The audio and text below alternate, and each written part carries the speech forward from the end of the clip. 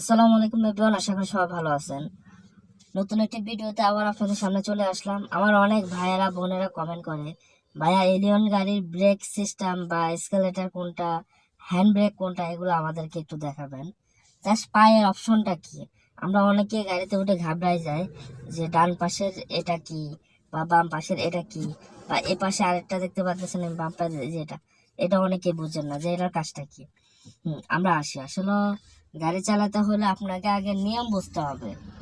নিয়ম বুঝলে আপনি কিন্তু সবকিছু সুন্দর মতো গাড়িটা কিন্তু চালাতে পারবেন। আপনি যদি নিয়ম না মানেন তাহলে আপনি গাড়ির কোনো কিছুই মানতে পারবেন না। হ্যাঁ, প্রথম অবস্থায় আসি আমরা, এটা হলো মাঝখানেটা দিয়ে শুরু করি, এটা হলো ব্রেক। মোস্ট ইম্পর্টেন্ট হলো ব্রেক।